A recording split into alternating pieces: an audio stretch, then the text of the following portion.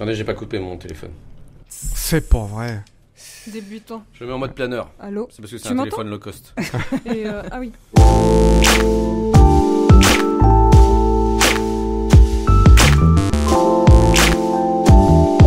Salut tout le monde, vous écoutez Pause Vélo, c'est l'ultime épisode de la saison numéro 7, mais réjouissez-vous, car on revient, on sera de retour en septembre pour la saison numéro 8. Et on va terminer cet épisode en beauté, parce que tout le monde n'a pas de micro ici, mais il y a toute l'équipe de Pause Vélo au complet, plus des invités, plus une musique, mais quasiment genre ambiance music live, comme si on était dans les studios de Skyrock, aussi on tous debout, ils sont 20 000 là-dedans, et j'en fais la même chose là. Nico, un revenant, tu étais venu déjà il y a 2 ans pour faire un truc sur la Réunion. Oui, effectivement, parce que moi je fais du vélo à la Réunion et oui, j'étais venu il y a 2 ans, je vous avais parlé de la difficulté que c'était de pédaler là-bas. Mais là, cette fois, je suis venu pour vous parler de tolérance. Parce que il se passe que là-bas, en fait, il y a beaucoup de voitures et bien, il faut arriver à vivre ensemble. Et alors, autour de la table, on a également 2 invités qui viennent pour nous présenter des festivals qui veulent devenir un peu plus cyclables qu'ils ne sont. Marc, comment ça va ? Bah super, merci de l'invitation. Non, ça nous fait plaisir. Donc Marc, toi tu représentes le festival Les Résistantes qui se passe à Saint-Hilaire-de-Briouze, c'est dans l'Orne, c'est au fin fond du Bocage-Ornay. Et en gros, vous voulez que les festivaliers viennent à vélo ? Oui, ouais, on espère avoir un parking d'environ 1000 vélos.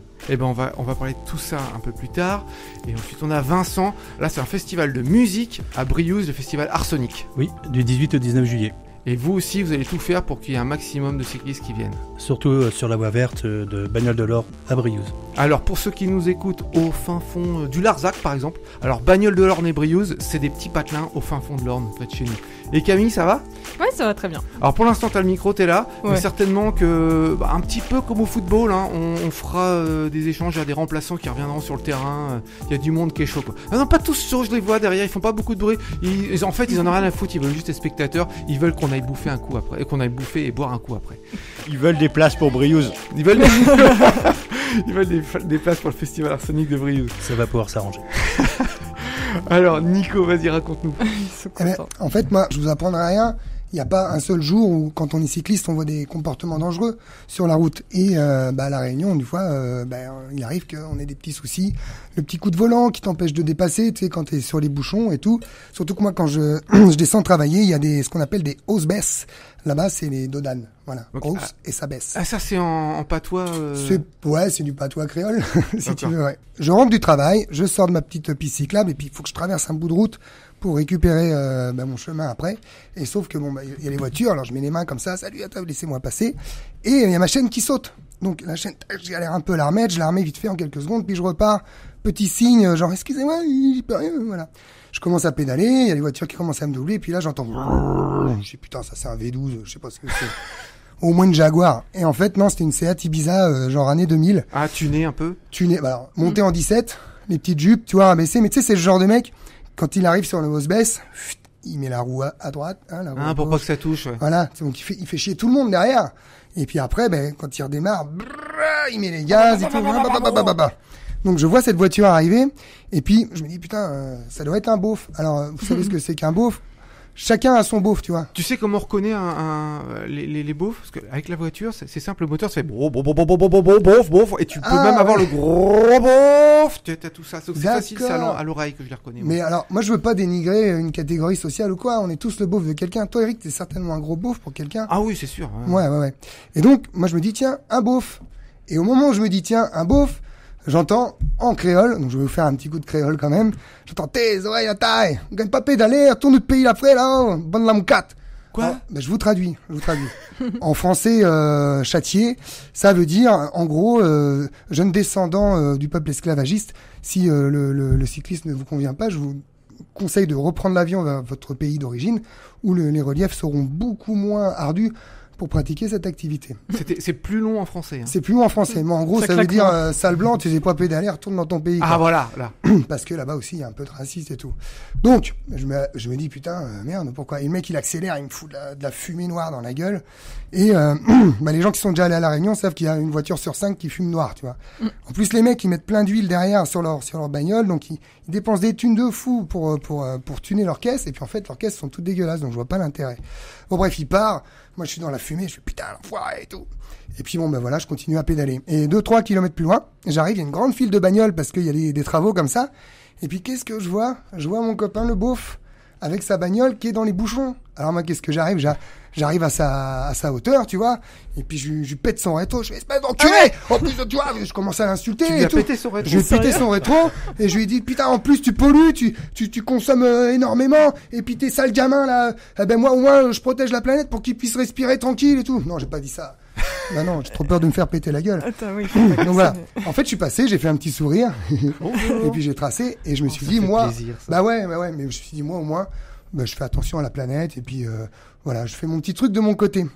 Par contre, là les copains, je vais jeter un pavé dans la mare parce que je suis aussi conducteur, il m'arrive de prendre la voiture et donc je suis allé chercher un pavé, la rue Ossieur à côté, et comme il n'y a pas de mare, je vais le jeter dans la Sarthe Alors, là-bas. rue Ossieur, si on nous écoute dans le Larzac, Ah oui. c'est une petite rue de la ville où on enregistre C'est les l'émission. Champs-Élysées à Alençon.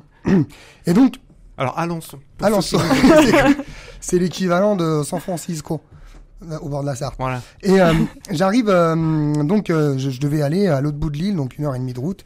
Et puis j'arrive à Saint-Pierre, qui est la deuxième grande ville. Et puis là, bouchon. Alors bouchon, tout le temps, il y en a. Mais sauf que là, qu'est-ce que je vois au fond? Un bouchon créé par une troupe de vélos. Donc un C'est bouchon. pas vrai. Bah ouais. Et donc, alors pour ceux qui ont déjà vu Vélotopia, c'est un super documentaire réalisé par un réalisateur de renom, dont je tairai le nom par pudeur amicale. Il y a une scène avec un bouchon de vélo, tout le monde est content, les fleurs dans les cheveux, tout le monde se laisse passer, se sourit, se fait des bisous et tout. En fait, ils t'ont piqué ton idée. Oh merde, putain, j'ai dit que c'était toi. Ah mince. Bon, c'est Eric, voilà. Mais je trouvais ça cool, tu vois. Sauf qu'en fait, on a attendu 20 minutes. Alors moi, je suis tolérant, j'aime le vélo, je sais que c'est important. Sauf que tu vois, je me suis dit, dans tout le bouchon où je suis moi, il y a forcément un beauf avec sa Seat Ibiza, ou alors son copain avec sa Fuego, ou j'en sais rien, qui lui doit se dire, mais putain, fait chier les vélos et tout. Alors, est-ce que vraiment faire des bouchons qui s'appellent Vélorussion, je sais Ouais. pas si vous connaissez, super nom. Et je me suis dit, ben, est-ce que c'est vraiment utile de faire du militantisme et de cliver encore plus, tu vois, ou est-ce qu'il faut faire agir de son côté, ou il vaut mieux agir de son côté comme on fait nous tous ici, qui nous déplaçons à vélo. Je lance le débat. Bah moi on m'a dit que ça permettait de ramener le centre plus proche. Tu sais que peu importe, t'as des extrêmes de chaque côté. Du coup tu tires un peu le centre de ton côté quoi. Donc je sais pas, j'ai pas sais la pas. réponse. Ouais. Ben moi en tout cas, malgré que j'aime ça, ça m'a fait un petit peu chier de perdre 20 minutes alors que j'étais en retard à mon rendez-vous. Bon bref, en tout cas, si vous voulez réagir à cette chronique, si vous voulez donner vos avis, n'hésitez pas sur Il y a la place en dessous pour commenter. page Facebook de l'émission, ça vous Et mettez un pouce Instagram. bleu. Et tout de suite on écoute Désir LS, il est 15h27 sur Énergie, merci. Voyage. Alors on va changer de sujet, on va parler des festivals. Parce que c'est vrai que quand tu prends un festival vu du ciel, alors tu as la petite zone où tu as le festival en lui-même avec les scènes et tout ça. Tu as la petite zone qui est à peu près aussi grande du camping. Puis alors tout autour de ça, et ça représente le triple quintuple de toutes ces zones-là, les parkings. Donc on sait que les festivals, et pourtant il y en a plein qui font des trucs pour que les choses se passent bien, qui sont des festivals militants, mais les festivals déplacent énormément de voitures. Alors on va recommencer avec toi Marc, mais alors Vincent, tu prends la parole aussi quand tu veux. Qu'est-ce qui va se passer au festival Les Résistantes à Saint-Hilaire-de-Briouze? Et puis c'est quand déjà? C'est du 7 au 10 août à Saint-Hilaire-de-Briouze. On va avoir un magnifique festival. On attend environ plus de 20 000 personnes sur 4 jours. Ah quand même, oui. Ouais. C'est un festival qui va rejoindre toutes les luttes en France. Donc c'est pas de la musique, ça va être plutôt quoi? Qu'est-ce qu'on va trouver dedans? Alors, on va trouver des conférences, des ateliers, des assemblées, des rencontres, des formations, des projections, des débats, des spectacles, des concerts évidemment. Il y aura un espace enfant. Il y aura des balades naturalistes. Il y aura beaucoup sur toutes les luttes en fait. C'est pour ça que ça s'appelle Les Résistantes, parce que c'est toutes les luttes qui sont en France, donc qui sont écologistes, antiracistes, social, décolonialisme, les luttes paysannes aussi, les luttes queer. Et du coup, en fait, le but, c'est de retrouver et de recentrer un peu tout le monde, et que toutes les gens qui ont des luttes individuelles, tu luttes dans ton coin, et ben c'est de faire un festival où tout le monde va pouvoir se retrouver, se parler, échanger aussi entre nous. Et se former aussi, parce qu'on a pas mal de formations, on a énormément de conférences. Le programme est extrêmement chargé. Pour vous donner une idée, on a des conférences de 9h du matin à 19h le soir. À chaque heure, il y a 12 conférences différentes. Et est-ce qu'il va y avoir quelques personnalités, quelques associations connues qui vont venir, quelques têtes d'affiche en gros? Ouais, le programme est en cours. On veut pas trop communiquer justement sur les têtes d'affiche. Ouais. Le but, c'est vraiment de réunir toutes les luttes. Et puis, bah voilà, c'est un petit peu le bonus quand on arrive sur place de voir que au concert, il y a quelqu'un de sympa, que le conférencier il est connu, que etc., etc. Alors, qu'est-ce que vous faites pour qu'il y ait des cyclistes qui viennent en masse? On essaye de mettre plein de choses en place. Notre objectif, c'est d'avoir plus de 1000 vélos, un parking de plus de 1000 vélos. Et pour ça, on met en place des convois.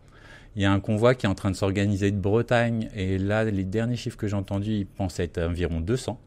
Il y a des gens qui viennent du bout de la Bretagne. Et en fait, tout le monde se rejoint et revient. Une semaine ou deux de pédalage. Ouais. Nous, on espère des convois aussi qui viennent du Nord, de Caen, de Paris, etc. Donc, si vous nous entendez et que vous avez envie de créer un convoi, venez sur lesrésistantes.fr 2025. Dites-nous, nous, on veut faire un convoi, on veut venir.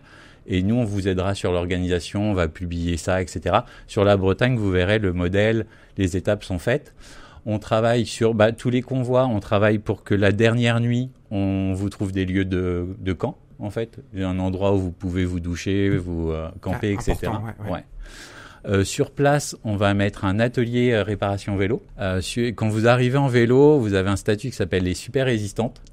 Et du coup, le bar vous fait un petit cocktail sans alcool. Pour vous donner une idée, on va faire 36 000 repas pendant tout le festival. Et on va avoir des gens qui vont faire le pain sur place. Et du coup, ils vont faire des cookies spéciaux pour les gens qui arrivent en vélo. Donc quand tu arrives, tu as une petite boisson et un cookie. Ça donne envie de venir. Ouais.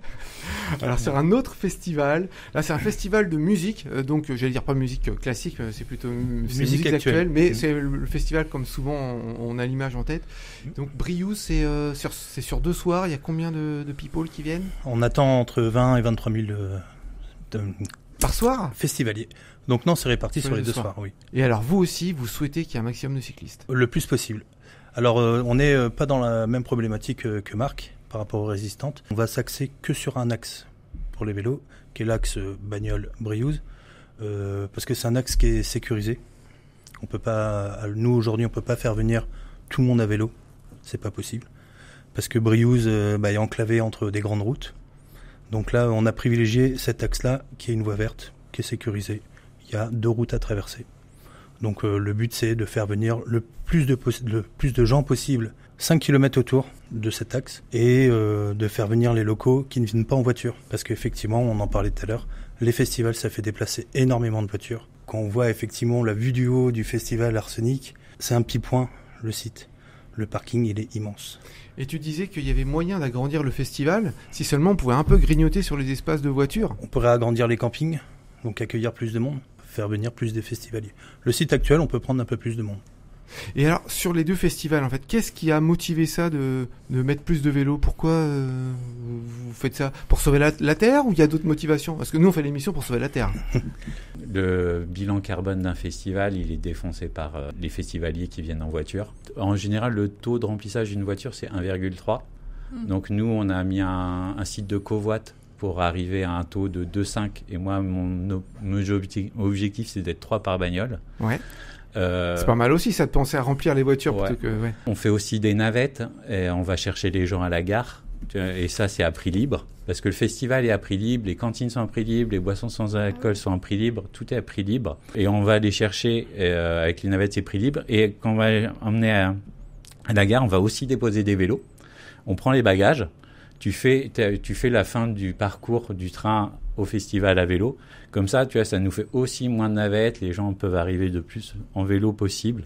Et on essaye de booster ça au maximum pour sauver notre bilan carbone parce que c'est les transports qui jouent beaucoup. Pareil à Briouze ? C'est exactement la même démarche. Et c'est vraiment aussi de désenclaver l'accès du site. Les gens mettent énormément de temps à rentrer. Ah oui, il y a des files d'attente pas possibles, je sais, je l'ai fait. Tous ceux qui connaissent le festival, c'est que c'est sur Briouze, c'est 3 km de bouchons de chaque côté.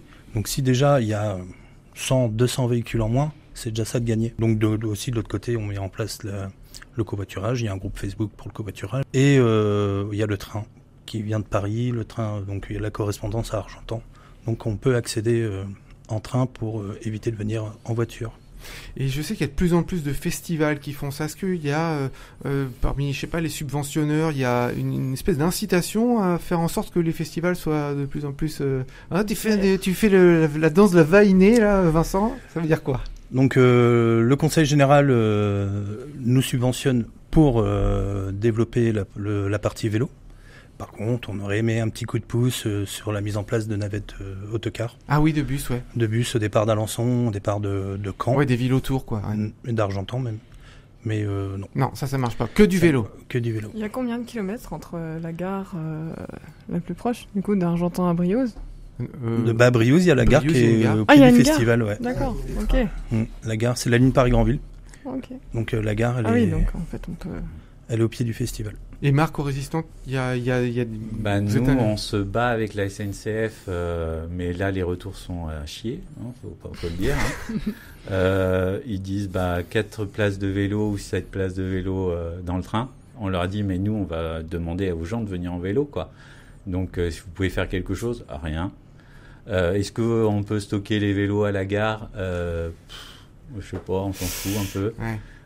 On n'est pas vraiment aidé. On fait de militants, quoi. Ouais, nous on a 0 subvention parce que tu vois, on lutte contre une 2x2 voies à Briouze, la D924. Du coup, les subventions, elles existent pas. C'est mort, ouais. Et personne nous aide. Donc, faut vraiment prenez vos places. Pour remettre le contexte pour les auditeurs, le site de Saint-Hilaire où va être votre festival est à côté du site de Briouze. Oui, c'est juste à côté. C'est pas loin. Ouais. Alors, on va faire un petit coup de promo pour les deux festivals. Comment on fait pour en savoir un peu plus? On va sur le site donc festival-arsenic.com. À Briouze, donc festival de musique. Et la date? 18-19 juillet. Et alors, pour les résistantes? Et les résistantes 2025, du 7 au 10 août à Saint-Hilaire-de-Briouze. Ok, et le site web? Lesrésistantes.fr. Ça marche. Merci les gars, et il y a des petits fleurs. De toute façon, on ajoutera des petits trucs sur le... Je tiens juste quand même à rajouter, histoire pour faire venir les gens. Cette année, nous avons Clara Luciani, nous avons Riles, nous avons Gazo, nous avons Deluxe, et il y a un petit changement de dernière minute parce que Ultra Vomit ne peut pas venir, et ça sera Massisteria à la place. Ah bah mince alors. Putain, mais je reviens. Je reprends l'avion, je reviens. Allez les gars, on va changer de chroniqueur sur le plateau. J'aime bien dire plateau comme si c'était gros. C'est quand même royal qu'on soit aussi nombreux pour terminer cette saison. J'ai l'impression que c'est un espèce de happy end là. Mais en tout cas, ça me booste.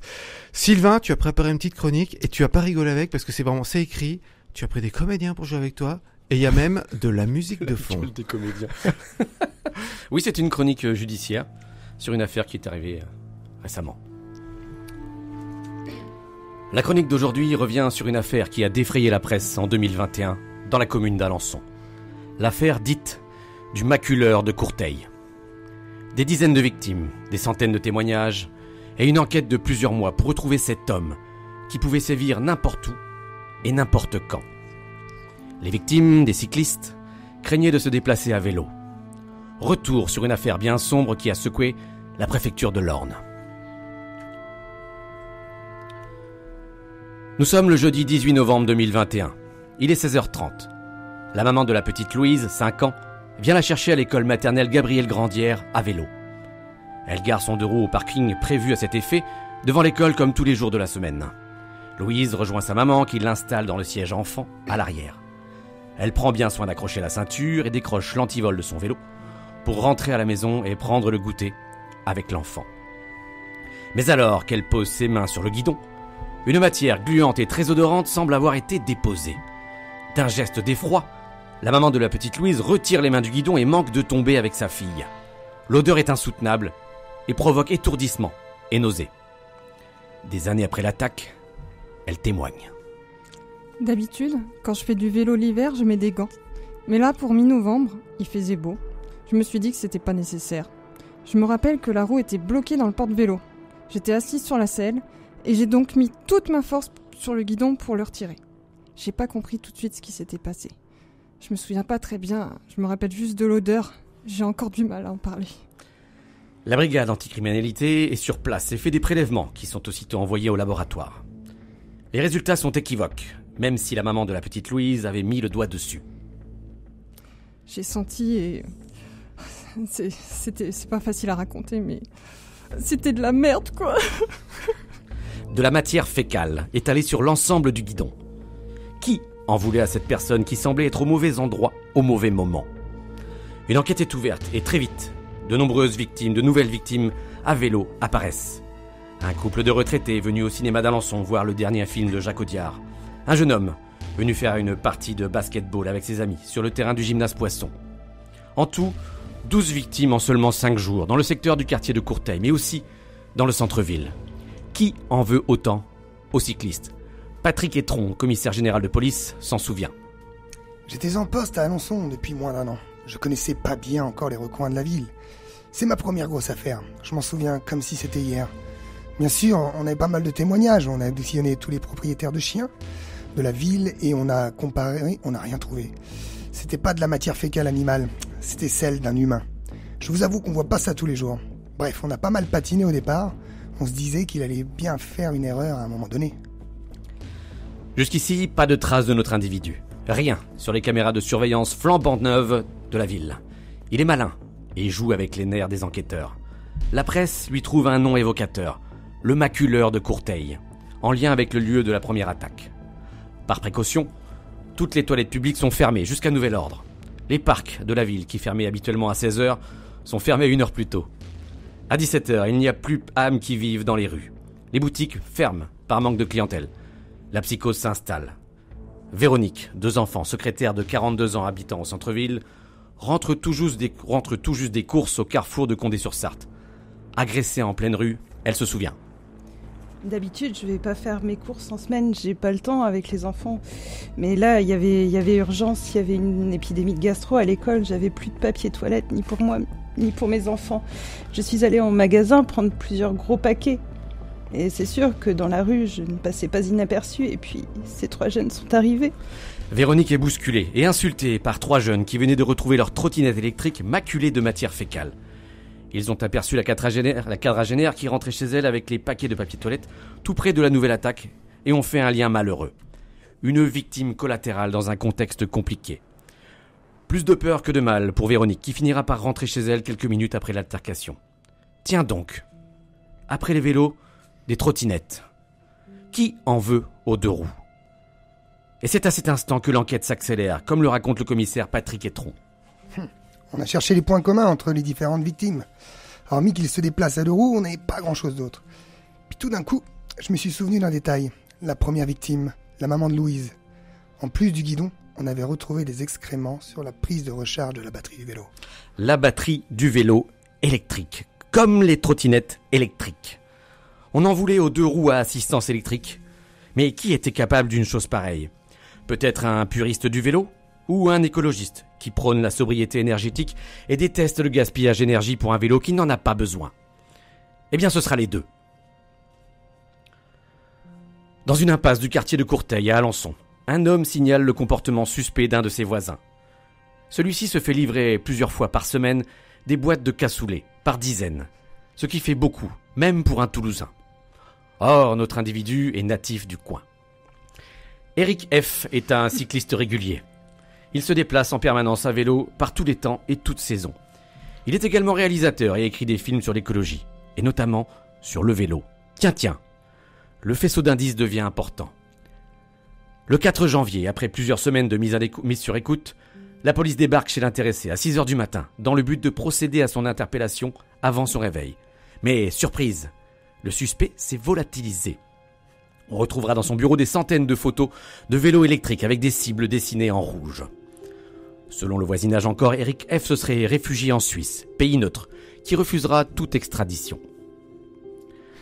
Depuis ce jour, les maculages ont cessé. Le calme est revenu dans la petite ville paisible et les ventes de vélos électriques sont reparties à la hausse. Mais aucune trace du maculeur de Courteil. Il reste comme un arrière-goût dans la bouche du commissaire Patrick Etron. Un goût d'inachevé. Sans compter les nombreuses victimes qui n'auront pas droit à un procès. Le maculeur de Courteil, une enquête préparée par Justine Selle, Grégory Colombin et Anne-Cécile Bouze. Bonsoir. C'était pas une histoire vraie, rassure-moi. Bravo pour l'écriture, il y a du taf. Non mais là, bravo. Mais Eric F, il a vraiment existé, ce gars. Ouais. C'est pas qui c'est. On connaît. Il est louche. Une impasse, parce que moi On s'en j'habite souvient tous. j'habite 2021. une impasse dans le quartier dont tu parles. Hein. C'est pour ça, je sais pas. Mais moi, c'est avec un C, Eric, donc je pense que ça doit pas être le même. Ah oui, d'accord. Est-ce que t'aimes la merde? Non, non. Moi, je m'appelle Patrick Etron, quoi, dans ton sketch. Putain, enfoiré. Jean-Claude Colomba. Alors on va terminer l'émission. Je suis tout perturbé parce que je découvre que c'est moi qui suis un méchant. On va terminer l'émission en musique avec le groupe Angie. Bah, c'est ton groupe, Nico, Bah, tout simplement. effectivement, c'est mon groupe parce que bon, bah, tu sais, dans le milieu, c'est de l'entre-soi, c'est le show business. Ouais, non, on fait un petit peu de tout finalement. Voilà. On se recycle entre nous. Donc, je te connais, tu me connais. Je te dis, ouais, je fais une chronique, mais par contre, tu fais jouer mon groupe. Et voilà, c'est comme ça que ça se C'est comme passe. ça, Ça se refile des la trucs. banque des faveurs, voilà. C'est terrible. Alors n'oubliez pas de nous liker, de nous commenter, de mettre des petits pouces partout, de dire du bien de Pause Vélo. Si éventuellement vous avez une petite radio associative autour de chez vous, on serait content de pouvoir être diffusé par là-bas. Et n'oubliez pas les copains. Tiens, vous allez faire un truc, vous allez tous vous mettre autour du micro de Xavier. Mettez-vous tous autour du micro de Xavier, on va tous le faire en même temps. Ce sera la seule fois où dans l'émission, tout l'ensemble des chroniqueurs, toute la famille Pause Vélo Attends, je va le filme dire ça. en même temps. Et en plus, ça sera filmé et en direct live. N'oubliez pas les copains, pour sauver l'humanité, faites du vélo!